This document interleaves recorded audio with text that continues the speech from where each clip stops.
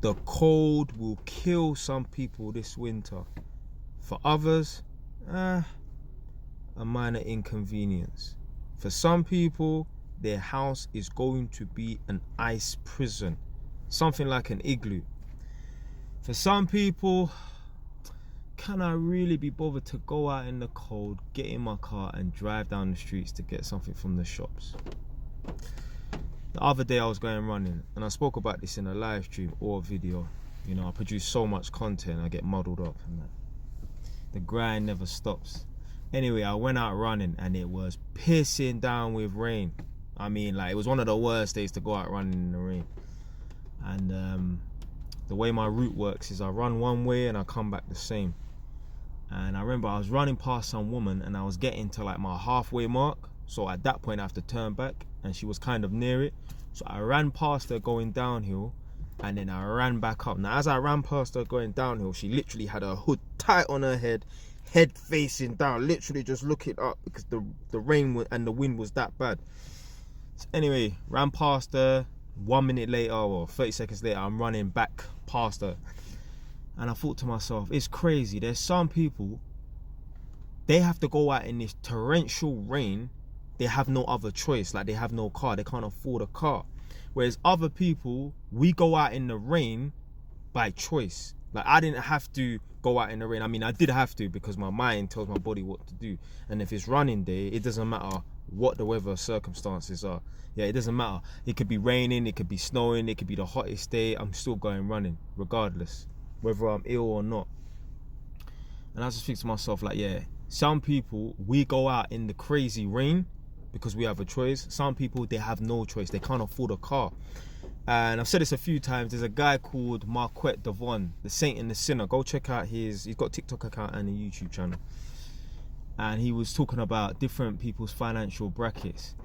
And he was saying that there's some people, when the winter comes, they're going to freeze and they're going to die.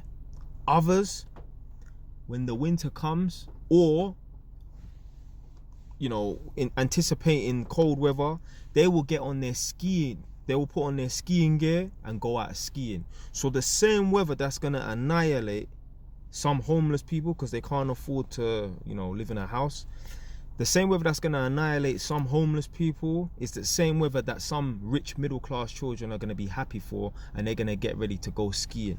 Mad.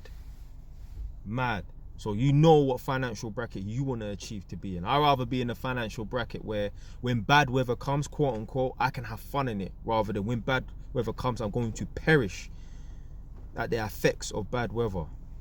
So yeah, if you can't afford to heat your home this winter, this is a wake-up call for you. And trust me, I've had it before. So my mum's house is a council house. And God forbid the boiler breaks down. There's no one's coming to fix the boiler the next day. So one time the boiler broke down, and I think an engineer came out, maybe the next day. But, you know, they have to wait, 2 weeks to get some fucking parts in and that.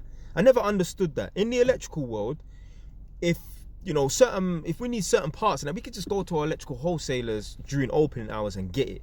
But with gas parts for boilers and that, you have to wait 2 weeks all the time, or a week all the time. So anyway, this is years ago.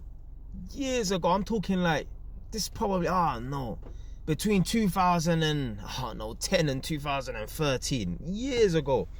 One time the boiler broke down, the gas engineer came, said, yeah, it's gonna take 2 weeks for the parts to come. Obviously, it had to be at the height of winter, or the depths of winter, if you understand what I'm trying to say, for the boiler to break down. And I was downstairs on my PC. It was late night. Don't ask what I was doing. I mean, I don't even know what I was doing, but you get me. And I'm sitting in the dark with the PC on.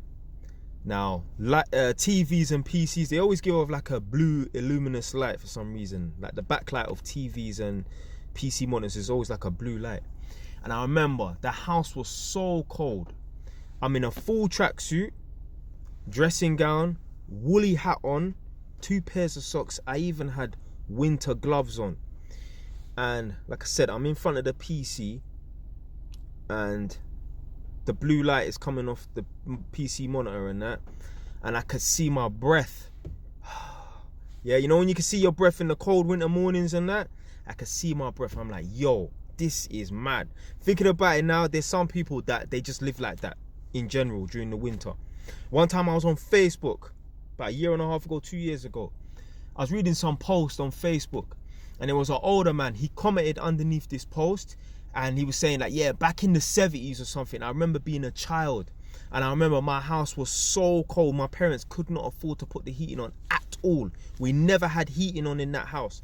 The house was so cold. My bed had pretty much a layer of frost on it. I remember seeing my breath in the air, yeah, when the moonlight would shine through my window and it would illuminate some parts of my room. I could see my breath in the air. It was that cold. Imagine that. You should feel guilty as a parent, you know, having a child that has to sleep in basically an ice pack at night time. Imagine that. Imagine being so poor that your child has to freeze at night time. Parents like that, they need to be ashamed of themselves. They need to be ashamed of themselves. I don't give a fuck, blood. Listen, if my little, imagine, yeah, like my mum and them lot fell on hard times, I would be sending money over just to make sure my little sister is warm at night. Listen, under no circumstances will my sister live in any bad conditions. As long as I'm alive, my little sister will have a roof over her head and food on the table and clothes on her back.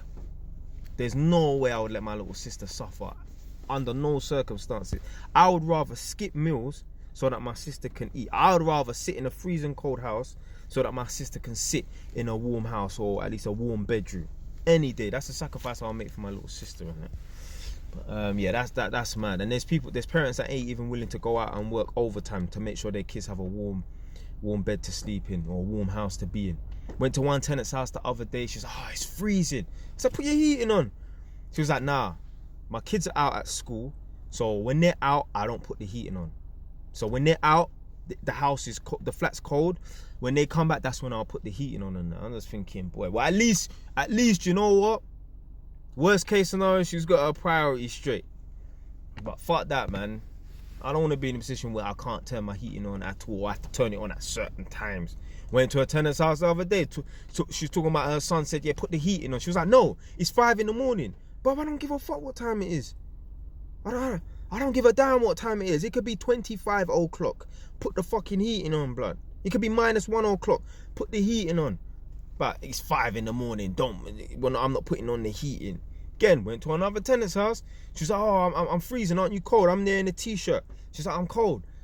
This woman's in a dressing gown. She's in her bungalow. And I said, put the heating on and that. She's like, no. Obviously, this was in September. She's like, I'm not putting on my heating until the 1st of December. Bro, I don't give a fuck what day it is. If I'm cold, I'm putting the heating on. Ask Nadia. This girl had to fight me to turn the heating off during the summer. I was putting the heating on during the summer. Yeah, because if it falls below a certain temperature, what number, I don't know. But if I feel a certain way, I'm putting the heating on. Anyway, man, that's it for today, man. Got to get your peas up, man. Can't be fucking suffering in a freezing cold house, man. This ain't the Ross Clark 60s to blood clot.